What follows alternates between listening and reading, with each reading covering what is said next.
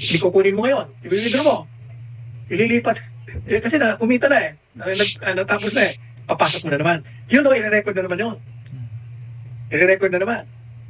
So pag diniposit mo na naman yun, i-record na ulit. Ang madalit sabi, yung 10 million mo, 4 times na sa record ng sa record ng AMLAC, naging 4 times bigger. So 10, 20 na buwan sa record ng AMLAC, naging 40 milyones na.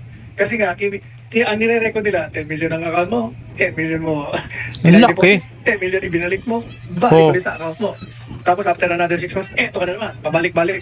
Ay talaga, Tapos, ginawa pa ng Kongreso simula 2005. Simula ng pagka-vice mayor pa niya. Oh, di ba? Kinuwenta lahat yun hanggang ngayong 2026. Samantalang ang covered ng impeachment nila yung pagka-vice president lang ng Inday Sara, di ba? Tamang-tama, di ba?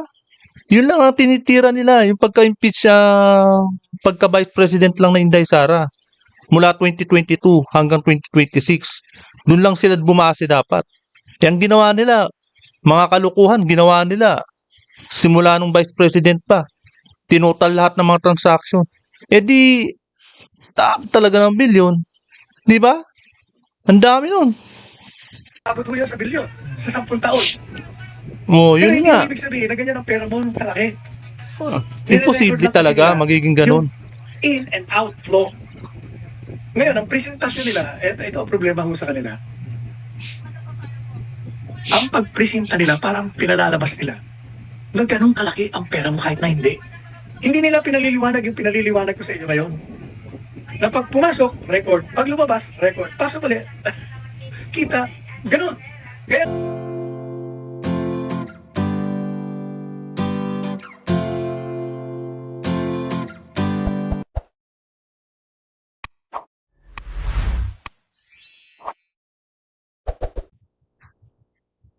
Yun na nga, mga kababayan at mga kapatspres. Dahil sa patuloy ang ilegal at pambabalahura na ginagawa ng mga crocodile dito sa Kongreso o yung bagong bansag na Maletaga. Siyempre, ano ba ang reaksyon ng mga ibang abogado na katulad ni Attorney Salpanelo, di ba? At ni Attorney Topacio. Kasi dito, nagsalita na po si Attorney Salpanelo at umaalma sa panayam sa kanya na talagang may plano na may legal action na silang plano na gagawin. Lagot ang Kongreso dito dahil aalma na laban sa ginagawa nilang pambabalahura sa pagkatao ni Vice President Inday Sara. Masyadong garapal ang ginagawa ng Kongreso na illegal ang fishing expedition na to na patuloy ang ginagawa sa totoo lang. Siyempre, tayo naman, taong bayan na taxpayer na nagbabayad sa kalukuhan nila sa mga gastos nila dyan sa impeachment, di ba? Imagine, pero natin ang nagagastos sa malaking garapalan nila ng illegal na tayo ay nanonood at nagmamasid sa ginagawa nila. Alam na rin natin kung paano manipulahin sa mga kunwari ay lumalaking pera ni VP Sara. Na sa totoo lang yung mga pagkukwenta nila ng transaction ay puro pagtototal at nilalahat. Kaya kung sino man ang mga hindi marunong umintindi sa mga pagkwenta na to, na pambabalahura nila at papanilin lang, na sa habang pinapanood sila ang malilin lang talaga mga balahura kasi na kunwari ay magagaling magbulatlat di ba? Mga illegal naman kasi yung mga number 1 na pambabalahura nila Ginagawa nila ang trabaho ng Senado, di ba? Imbis yung pag-trial trabaho ng Senado, illegal na ginagawa nila ngayon. Doon, di ba? Maintindihan na agad ng mga taong bayan kung ano yung pambabalahura nila, di ba? Kaya sa dalawang abogado na ito ay marami tayong matututunan. Kumbaga ibubulgar din nila ang kawalang hiya na ginagawa nila kay Justice sa Corona noon. na ginawa rin nila ngayon kay Sara Duterte. Kumbaga, gasgas na ang taong bayan sa style nilang ganyan. Naalala ko nga na si Miriam Santiago ay buhay pa nang ma-impeach si Justice Corona.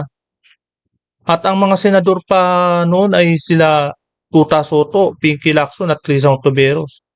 At marami pang iba na senador ang kakamping noon na talagang pumabor na ma-impeach si CJ Corona. Na syempre, pumutok yung balita noon na 500 million ang mga nagbayad, mga binayaran para makaboto ng yes, ma-impeach si CJ Corona. Di ba? Pero naalala ko rin si Senador Miriam Defensor. Hindi yan nag-no. Kumbaga, bumoto yan ng no. Dahil mas nakakaintindihan sa mga sa mga tuta ng pinklawan yung mga senador na yan. Sa totoo lang, talagang naintindihan ni Miriam Santiago ang batas noon na sa pag-process ng impeachment nila dyan sa Senado. Itong mga bumoto, mga hindi naman, noon kay CJ Corona, mga hindi naman abogado mga artista nga artista o kaya hindi talaga abogado. Kaya sunod sa sunod sa daloy. Kung ano yung ibinayad sa kanila, syempre, boboto sila. Diba? Yun ang di umano pumutok na balita noon. Nga kalaunan ay nawala rin. Not guilty rin si CJ Corona noon. O di anong nangyari, diba? Wala na. Wala lang sa mga yan. Mga walang konsensya Hindi man lang sila nag-react nung mamatay si CJ Corona. Mga walang konsensya. Sa totoo lang. Hanggang ngayon, ginagawa pa rin nila. Yung panluloko sa taong bayan na walang konsensya. Kahit na mabalitaan nilang may namatay sa flood control dahil sa baha, wala pa rin. Sige pa rin sila sa ginagawa nila hanggang ngayon. Talagang walang konsensya Kaya sana magawan na ng action nila Atty. Salpanelo ang ganitong gawain ng mga kongreso. 'Di ba? Kaya at senador na puwaya para masampulan man lang. Kaya dahil naniniwala akong may malaking tao na nagkukumpas sa impeachment na ito.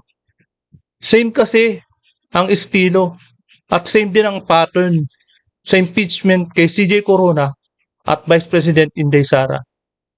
Mga halimaw sa banga ang mga walang hiya lang yan. Kaya ito, bago po natin ipanoorin ang video ito, ay welcome po muna sa aking channel at muling nagbabalik ang inyong lingkod, God's Press TV. Kaya ito po panoorin po natin ang video ito.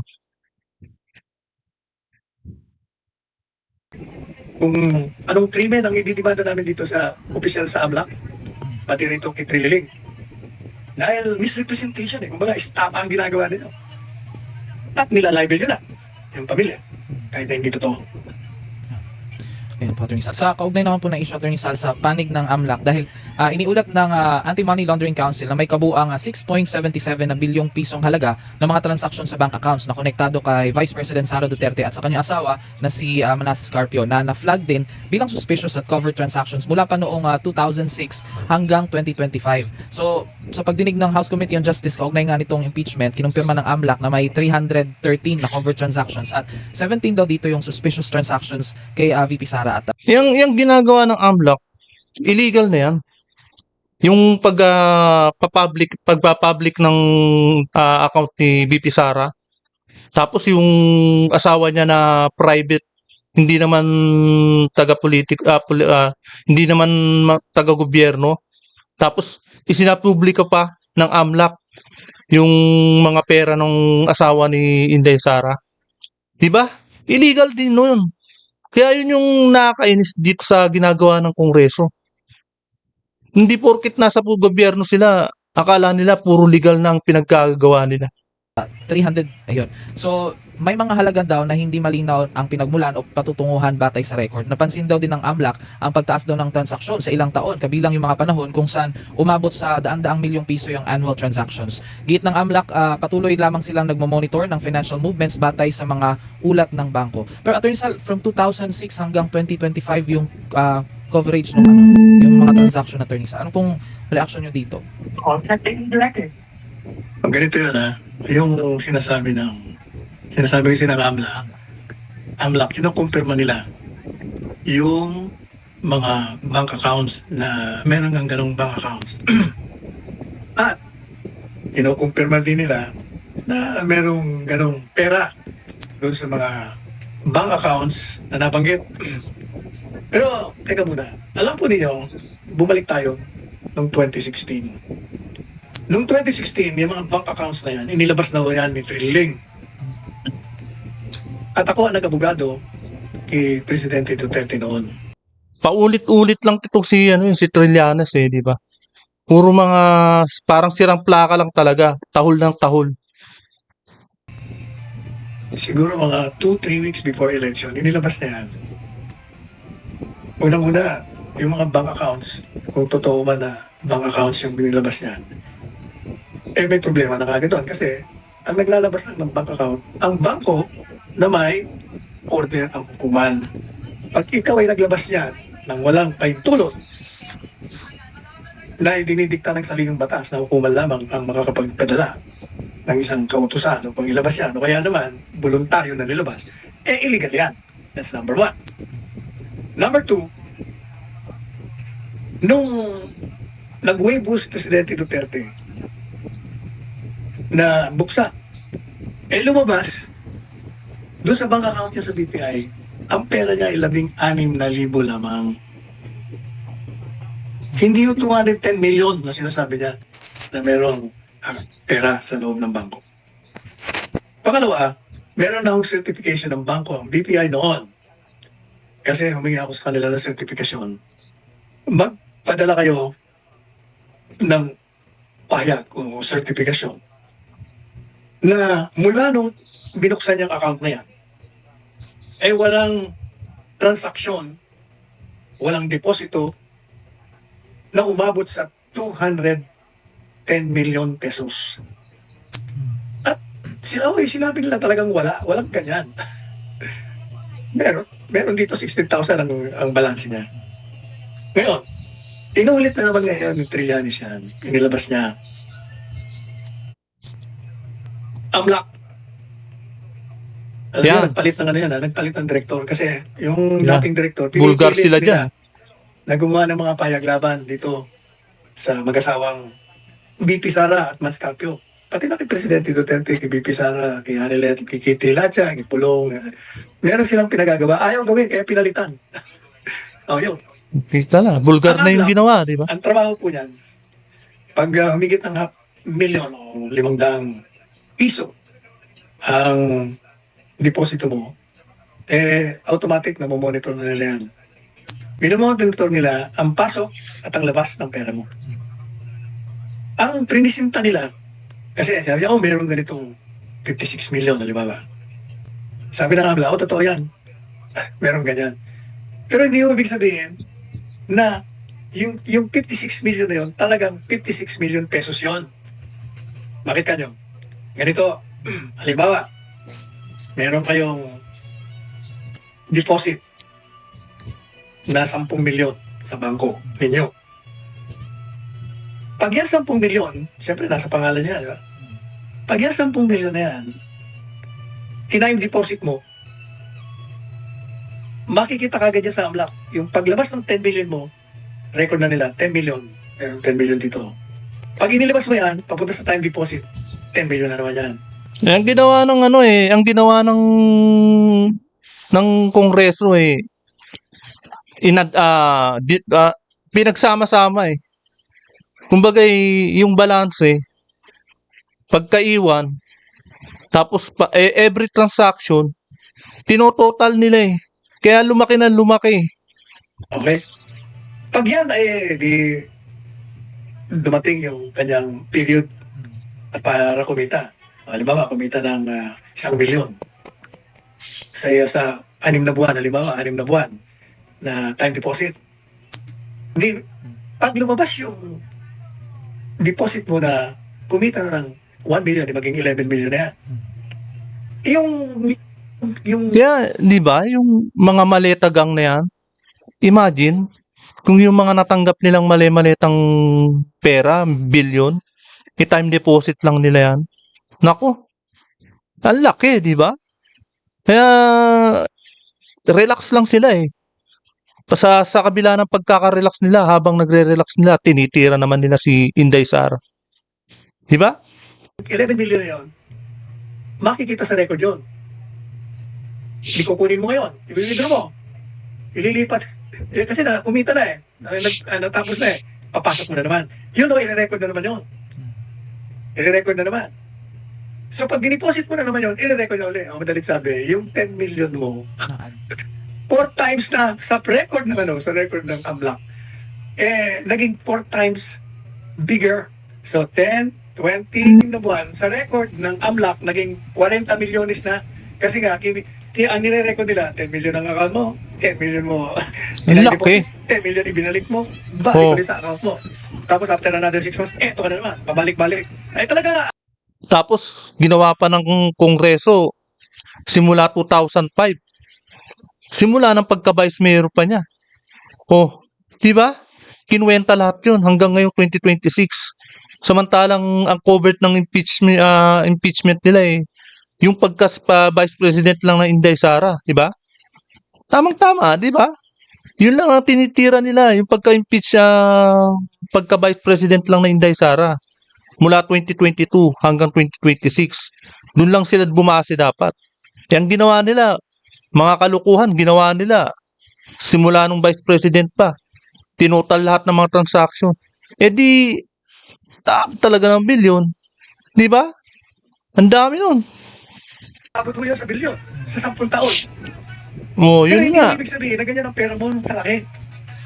Imposible Nire-record lang kasi talaga nila magiging ganun. In and outflow. Ngayon, ang presentasyon nila, ito ang problema mo sa kanila. Ang pagpresenta nila, parang pinalalabas nila na ganun kalaki ang pera mo kahit na hindi.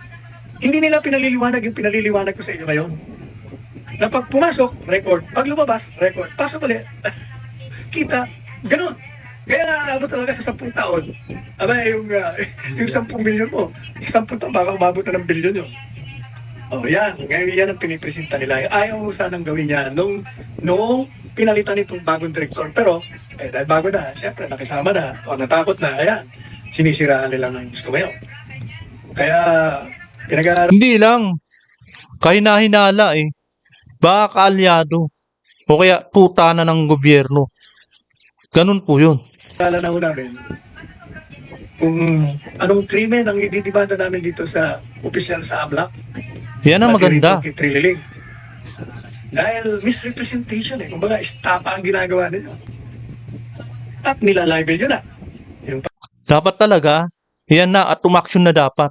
Hindi dapat kinukonsinte yung mga ganyang gawain sa gobyerno ng mga politikong mga lalong-lalo na dyan sa Kongreso. Hindi dapat makonsinte ang mga yan. At kasi nangyari na kay CJ Corona, inuulit lang nila ngayon. Hindi nga sila nasasampulan, di ba? pamilya. Kahit na hindi totoo. Yan ho ang katotohanan dyan. Kaya wag ho kayo magpapapaniwala. Basta. Dahil may narinig ako, naniniwala. Grabe pala, ganito. Teka muna, wag ho kayo basta maniniwala. Oo. Tandaan nyo, ulitin ko. Ang AMLAC nire-record yung yung deposit, yung flow in, inflow, at outflow. Pag pasok ulit, deposit na naman. Yung transaction na yun, kinocompute nila. Yung total na ilalabas ng bilyon na yung pera mo sa 10 taon. Yun. Yung style bullet Parang na ito. parang ano to di ba? Yung lagi kang bumibili ng pagkain o gamot, pagpalagay natin. Lagi silang bumibili ng gamot. Ngayon, yung mga resibo, iniipon-ipon, tinotal lahat. Ganun ang ginawa nila. Pero sa transaction, mas iba pa talaga yung transaction. mas matindi yung transaction. 'Di ba? Tinototal nila lahat ng transaction. Kahit naman na yung laman ng bangko ganun pa rin. Pabalik-balik lang din yung laman ng bangko at same lang din. Halimbawa, 100,000 lang ang laman ng bangko nga eh. Pero yung withdraw deposit na 100,000 pa rin naman ang laman sa bangko. Pero yung transaction na withdraw deposit, yun ang tinototal ng AMLAC. Ganun sila kabalahura talaga. Ginawa na rin to noong ini-impeach si Chief Justice Renato Corona. Ginaya. Oo. Kinompute nila, akala mo napakalaki. Pero, yun din yun eh. Hindi malaki eh. Oh. Okay. Ito mo, i-demonstrate ko mamaya. Pero, para paliwanag ko lang, yung mga hindi inabot yung impeachment ni Secretary si Chief Corona. Justice Corona. Alam nyo, walang talagang pinagkaiba yung kabugukan ng administrasyong kasalukuyan doon sa kabugukan ng administrasyon ni Noynoy Aquino. Mas worse lang nga ito. Yun lang ang pinag-iba. Kasi doon, tinatakot din ang judiciary. Tinakot din nila yung judiciary kasi hindi nila nagustuhan na si Chief Justice Corona ay nag-issue ng temporary restraining order laban kay De Lima tungkol doon sa hindi pagpapaalis kay dating Pangulong Gloria Macapagal Arroyo. Na justified naman. Dahil nga ultimately sinabi ng Supreme Court, Opo. walang kapangyarihan ang Secretary of Justice na mag-issue ng HDO na atin din namang ina-apply dito. Kaya, alam nyo, yung ginawa nila kay GMA, hindi tama eh. Yung ginagawa nila kay Martin Romualdez, binabatikos natin si Martin Romualdez dito ha. Oo, halos araw-araw. Pero mali yung ginagawa nila na yung lookout bulletin na parang hold departure order na rin. Hindi nila pinaalis si Martin Romualdez. Yan. Yung panggigipit nila kay Martin Romualdez, isa lang ang taong makikita natin kung sino gumagawa niyan. Walang iba kundi yung mga Remulla. Ganun po yan. Sapagkat maraming akusasyon. Tama naman, di ba? Nagdemanda pa nga kami eh. Pero hindi namin nalilimutan sapagkat hindi kami mga ipokrito o hindi kami double standard. Presumed innocent pa rin si Yes. Martin Romualdez at hindi dapat kinukurtail o sinisikil yung karapatan para maglakbay. Tama. Sapagkat yung karapatan yan ay nasa saligang batas. Mali po yung ginagawa yung panggigipit eh. Sino nakaisip nun? Hindi lang mali. Oo, ayan si kumpare mo. Paring Boying. Oh, di ba hindi mo kumpare yun? Si paring Boying Dendalo Remulla. Ay, di. Gusto ko yung taong sumusunod sa batas. Oo, pambihira naman. Ano ba naman yan? Kung hindi tama kay PGMA, amin din pong dinidenounce dito yung pagsikil sa karapatan na maglakbay ni dating Speaker Martin Martin Romualdez. Romualdez. Oo. Wala pa namang kaso eh. Di ba? Bakit pinigil ng ombudsman? Doon sa lookout bulletin. Hindi tama yung binigyan na nga ng clearance ng House para mag-travel. Wala pa namang kaso. Wala na tayong batas yata na maintindihan. Hindi pwede yun. Tayo consistent dito. Opo. Kung mali yung ginawa nila kay Grabe. GMA na kakampi natin, mali rin yung ginawa nila kay Martin na hindi natin kakampi na binabatikos natin lagi dito. Oo, parehas po tayo dito. Yan. Ngayon, pumunta na tayo Tagabali sa ng Anti-Money batas, Laundering Council. Okay. Unang-una po, mali yung ginawa nila. Ayun nyo, ginawa na rin yan kay Corona eh. Di ba? Bakit sinasabi kong mali? Ano? Opo. At ito po, hindi ko original to. Ito po ay ang nakapansin po rito ay yung kaibigan natin na pinagtanggol natin laban dun sa mga OA na mga akbayan ba yon o kung ano man yung Makakaliwa. mga kapwitang mga party list Opo. Oo, di ba na napaka-OA. Masakit na ulo ko sa mga party list na yan eh. Pambihira Kasi hindi puro natin kapwitan kilala eh. Kaya nasa dapat loob tawag niyan. din sa mga yan, panty list eh. Puro kapwitan eh. OA. Nagbigay na ng example tong si Congressman Sultay. Kala mo kung anong ginawa na sa kanila. Pinalaki na. Yung mga OA. Hindi ba kaya kayo sa akin? Anyway, sinasabi niya, hindi daw dapat inilabas yung mga bank accounts ni Sara Duterte ng Anti-Money Laundering Council. Ginawa nila to kay Chief Justice Corona. Okay, oo. Kasi Yan, di ba? yung bank secrecy law, nakalagay doon, hindi mo pwedeng ibunyag yung mga banking activities ng isang tao. Number 1, ng walang court order. Number 2, sa impeachment. Talagang tinatatamaan dyan sa kasong yan. Criminal po yan. Ang tatamaan dyan yung AMLA. Di ba? Okay. Sabi nitong si Luistro na itinago yung kanyang asawa. Totoo ba yun, sir? Alin? Inamin niya yun. Hindi ko alam kung Inamin itinago niya yun. Talaga nagtago kasi ayaw siya makita eh. Hindi ko alam. Okay. Hindi ko kasi sure. Anyway, Dahil na impeachment daw naman ito. Napapalitan. So, exempted daw to sa bank secrecy law. Yan siya nagkakamali para sa akin. Ano bang ibig sabihin ng impeachment? Kailan ba impeached ang isang impeachable officer or official sa ilalim ng konstitusyon? He is impeached kapag ang articles of impeachment ay tinransmit na sa Senado. Before that, hindi pa siya impeached. Ang nakalagay po sa batas in case of impeachment, etong ginagawa po ninyo, hindi pa po impeachment para po sa kaalaman ng ating mga kababayan, yung pag-file po ng complaint for impeachment, hindi po yun impeachment. Hindi po yun impeachment. Okay? Hindi pa po impeached yung opisyal.